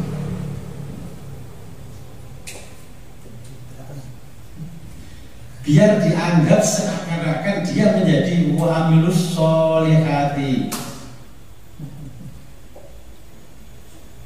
Dulu nggak ada orang berani di Jawa ini kayak kopiah putih ya, nggak bener-bener lu mau kaji. Ibu-ibu nggak berani pakai yang namanya jilbab kalau tingkat kesolehannya belum teruji. Nah, sekarang semua orang menjalani kehidupan dengan budaya Islami. Siapa yang nggak menjalani budaya Islami? Tapi syariatnya tidak ada yang menjalankan. Makanya perlu dengan pahami, di Quran hadis itu ada syariat, terus turunannya ada fikih. Kalau syariat itu aturan yang bersumber dari Allah dan Nabi, tidak boleh diotak-atik. Tapi kalau fikih itu namanya fikih, itu tafsiran ulama tentang syariatnya Allah. Makanya muncullah imam madhab itu karena mentafsirkan syariatnya Allah. Kalau jenengan tidak bisa mentafsirkan sendiri, memahami sendiri, lebih baik taklid dengan imam madhab. Kira-kira bagaimana? Paham ya? Tapi ada pertanyaan sedikit. Oke, boleh. Tadi yang muncul pertanyaan dari mukjizat Al-Quran itu ada di mana? Kan belum terjawab. Iya. Nah, kalau terlebih dahulu saya ingin menjawab bagaimana? Iya, boleh silakan. Ada di kepekaan atau insting atau di keyakinan? Iya. Lebih dari apa benar atau tidak? Boleh. Kalau ngaji pendidikan ala Nabi, prophetic learning, itu diperbolehkan menjawab dulu. Ya nggak boleh kan orang sekarang. Hanya disindir sama Nabi Khidir, kamu di penghujung hidupmu jangan menjadi seorang guru. Oke. Jangan sekali-kali membuka pintu kalau kamu tidak mampu menutupnya. Itu dawuhnya, fatwanya Nabi Khidir kepada Nabi Musa. Jangan sekali-kali menutup pintu kalau kamu tidak akan mampu membukanya. Jangan sekali-kali kamu menempatkan dirimu sebagaimana Allah menempatkan dirinya. Paham gak kira-kira ini? Zaman Nabi Musa ada nabi palsu namanya Musa Samiri. Zaman Nabi Muhammad ada Musailamah Al-Kadzab. Zaman sekarang ada Musaddiq, Ahmad Musaddiq. Kalau di TV terus orang kabur Jombang. Kalau orang yang mengaku nabi dipolisikan sama orang-orang, tapi yang mengaku pangeran kayak Fir'aun apa ada yang dipolisikan? Setiap hari orang itu hampir tidak sadar kalau dia itu mengaku sebagai Tuhan. Bapak saja padanan, supaya gak manut bapak itu cilokol. Itu kan orang yang mengaku dirinya sebagai Tuhan. Tapi mana yang dipolisikan sama orang? Gak ada, sama-sama mengaku Tuhan. Tapi yang ngaku Nabi, dipenjarakan. Katanya penistaan macam-macam. Ini mukjizatnya Al-Quran. Kita sudah dicontohkan. Lek ngaku Nabi lah kok penjara miskin mengaku Nabi. Tapi lek ngaku pangeran itu loh, ujungnya kok penjara no. Nih kalau bukan karena tanda tangan saya, angkatmu gak naik. Ya kan? Ini kan ngaku pangeran. Mana yang terkena kasus karena ngaku pangeran? Ya gak ada yang ngaku Nabi. Dari zaman ke zaman. Ya. Di mana sih letaknya mukjizat Al-Quran? Ceritanya panjang kalau saya ceritakan. Tugasnya malaikat Jibril itu ketika Nabi masih hidup, ya, Nabi Muhammad diangkat Nabi dan Rasul oleh Allah. Tugasnya malaikat Jibril mondar-mandir hampir 30 tahun lamanya itu menyampaikan wahyu kepada Nabi Muhammad. Terus lalu tugasnya malaikat Jibril setelah Nabi wafat apa? Ini baru tahu nanti dengan mukjizat ada di mana. Ini kajian secara akademis, letaknya ada di sini mukjizatnya. Kira-kira apa tugasnya malaikat Jibril setelah Nabi Muhammad wafat? Sudah pernah tahu? Belum. Pertama, tugasnya malaikat Jibril setelah Nabi wafat itu mencabut rasa kasih sayang dari setiap hati anak cucu manusia, anak cucu Adam. Ingat, dulur dadi wong liya dadi dulur. Ini sudah terjadi. Ya, ini mencabut rasa kasih sayang dari setiap hati anak manusia. Kedua, mencabut keberkahan dari muka bumi. Lihat Pak Tani pernah untung wis punya potensi mineral yang luar biasa banyak, bisa memproduksi pupuk sendiri. Pupuk ya jadi ngel-ngel. Alasan administrasi begini harus begini. Ya wis itulah rekayasa sosial. Kalau kita baca ilmu sosial. Tapi kalau kita hubungkan dengan kisahnya ini, karena keberkahan di muka bumi sudah dicabut oleh malaikat Jibril. Dagang yang nggak bisa untung maksimal, tani yang nggak bisa untung maksimal, jadi pegawai profesional yang nggak bisa untung maksimal. Ini karena sudah dicabut. Dagang sekarang kulaan harga 1.000 dijual 1.100, untungnya 100. Minggu depan pulang lagi sudah naik 1.100 barang yang sama.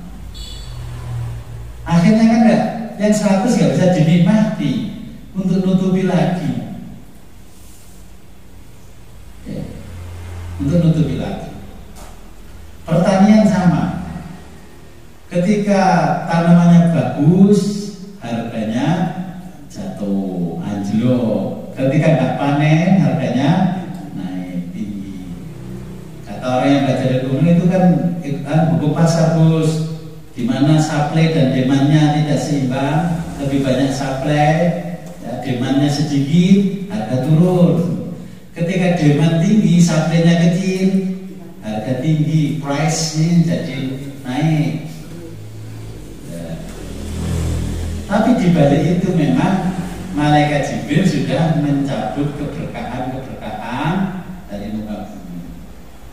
Setelah dicabut keberkahannya, mulailah laki-laki berperan sebagai perempuan, perempuan berperan sebagai laki-laki. Lihat pabrik-pabrik itu mayoritas yang bekerja siapa? Perempuan. Laki-laki ngomong anak enak ngomong. Yang perempuan kerja keras banting tulang. Laki-laki cuma rokokan sedikit, buka pintu cuma sedikit. Tapi di luar berperan seakan-akan laki-laki itu mampu mencukupi anak istrinya. Ini memang sudah dicabut rasa itu oleh malaikat. Mulai banyak perempuan bertelanjang dada dan bertelanjang kaki berjalan di pasar. Ya kalau pasar Badas masih sedikit lah, tapi kalau pasar kelasnya Cito, Surabaya Mall, PTC ya sudah, Kediri Mall, Matos, sudah bertelanjang dada, telanjang kaki. Siapa perempuan yang tidak sampai terlihat belahan dadanya? Perempuan aja sekarang kalau pakai celana dada lutut mendekati pantatnya itu. Nah, ini ciri.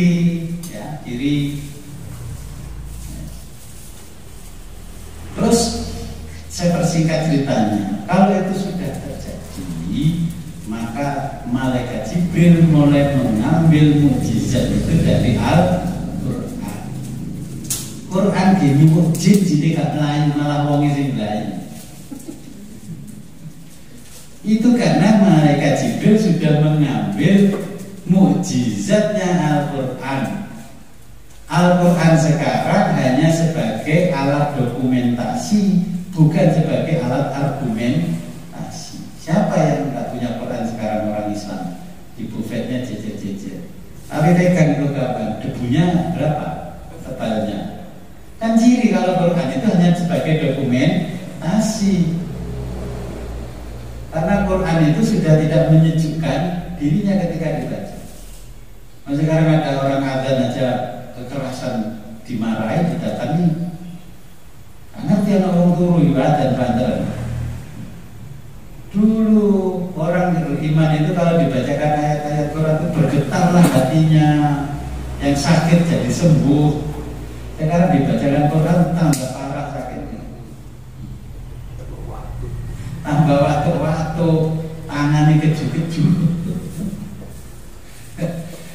Nah, di mana letaknya? Sekarang nggak ada, kecuali Quran itu sekarang hanya yang masih muncul mukjizatnya orang-orang yang mewarisi ilmunya para nabi.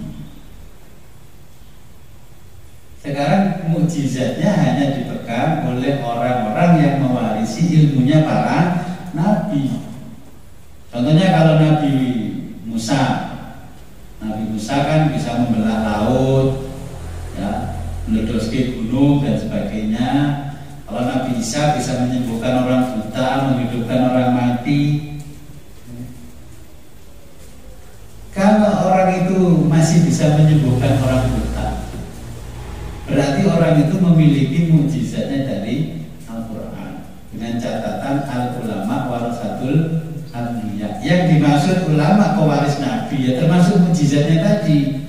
Tapi zaman sekarang yang namanya ulama warasatul anbiya hanya ulama yang pandai fikih. Itu jenengan catat. Kalau dulu pewaris para nabi yang mewarisi fikihnya iya, ya syariatnya iya, kemukjizatannya juga iya. Makanya umatnya datang ke ulama itu, Gus saya sakit, mungkin marah kamu mobil banyu kebutuhan arek sembuh. Padahal itu diceritakan di kitab percikan tetesannya air wudhu itu, ya, itu kan menyembuhkan segala macam penyakit. Tapi sekarang kan ulama nggak punya kolam untuk air pun satu pula itu, adanya kan shower keran-keran. Ya nggak ada itu bekasnya air wudhu langsung lari. Adanya di mana ya mukjizat itu sekarang? Kalau zaman sekarang adanya rahasianya dipegang oleh ulama-ulama yang mewarisi ilmunya para. Tapi penjelasan ini berbeda dengan al-ulama yang hanya menguasai fikih saja. Tapi sekarang saya minta ngaji fikih, ngajian itu kan disebut ulama. Makanya di zaman Nabi orang itu disebut al-faqih. Artinya al-faqih itu orang yang menguasai ilmu duniawi dan ukhrawi. Sekarang bergeser menjadi ahli fikih. Lah ahli fikih inilah disebut ulama zaman sekarang. Kalau dulu itu yang ulama yang paham dohir batin, hidupnya mandi, upasnya mandi. Nah sekarang umatnya cari penyembuhan ke dukun, cari penyembuhan ke paranormal, bukan ke ulamanya. Karena ulama ketika didatangi umatnya, yai niki ane wis gona rumah sakit guys, rumah sakit bolone dhewe. Kok enggak gitu, lek rono kayak diskon 10%. Nah, bukan seperti itu yang dimaksud. Yang dimaksud adalah orang yang masih memegang mukjizat Al-Quran. Katakanlah begini contohnya, orang ini memegang yang namanya pohon pisang, kobong sampai langsung alum gitu kan. Ini berarti masih ada, ini mukjizatnya di bawah orang itu. Tapi jangan harus punya antitesis, bener kan mukjizat atau penghulu. Ya. Bahasa Arabnya ini mukjizat apa bukan mukjizat. Jadi letaknya sekarang dipegang oleh orang-orang yang memang diberi amanah untuk memegang mukjizat Al-Quran biar tidak digunakan sembarangan oleh orang lain. Ya, di kitabnya itu sudah disendirikan oleh ulama terdahulu. Kalau ingin mempelajari mukjizat Al-Quran seperti yang jelasnya Imam Ghazali juga, itu ada tentang khosaisul Quran. Di situ mukjizatnya. Huruf per huruf di situ ada. Ya. Ayat per ayat ada, surat per surat ada. Makanya terus Imam Ghazali ketika dipenjara oleh Bani Tasifin ketika nulis itu Ihya Ulumuddin kan di penjara, katanya bikin heboh karena fenomenal kitabnya, dituduh sesat. Akhirnya menulislah kemujizatan Al-Quran, ditulis dalam bentuk yang namanya hizib. Terus hizibnya terkenal hizib Ghazali. Imam Ghazali manggil muridnya ke dalam penjara, tolong kamu bersama teman-temanmu baca ini ya. Semoga sebelum 40 hari kekuasaan Bani Tasifin hancur. Akhirnya setelah dibacalah doa itu, diambil dari mukjizatnya Al-Quran yang sekarang terkenal dengan Hizib Ghazali, kerajaan Bani Tasifin hancur dan digantikan oleh muridnya Imam Ghazali. Imam Ghazali keluar dari penjara, Ihya Ulumuddin disebarkan ke seluruh penjuru bumi. Itu termasuk mukjizatnya. Masih bisa jenengan baca. Saya masih punya catatannya kalau ingin mengetahui. Itu mukjizatnya di situ. Semua adalah rangkaian Al-Quran. Kamu jelas? Ada pertanyaan?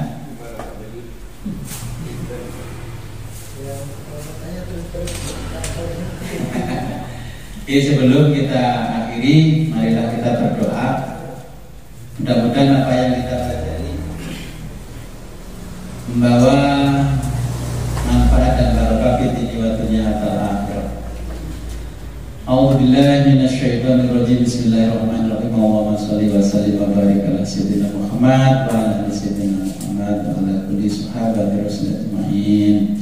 Allahumma arzuqna fahman nabiyyin wa hifdzal mursalin wa rahmatan rabbil alamin. Allahumma fa'alna bi arifin. Allahumma fa'alna bi arifin. Allahumma ja'al awala majlisina hadza salatan wa salatan wa rahmatan wa firatan wa taqrimatan bi rahmatin amin. Wa sallallahu ala khairi khalqi sayyidina Muhammadin wa ala alihi alhamdulillahi rabbil alamin. Al-Fatihah.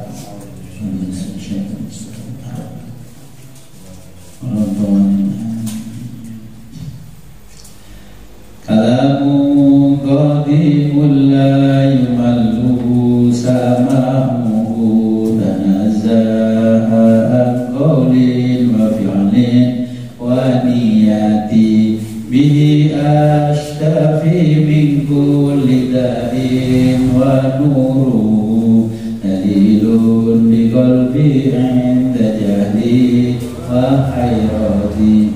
Ya Rabbi mati'ni bisirri hurufihi wa nawwir bihi qalbi wa sam'i wa hati. Akhirul kalam inna siratal mustaqim wa billahi taufiq wal hidayah wa hidayah. Assalamualaikum warahmatullahi wabarakatuh.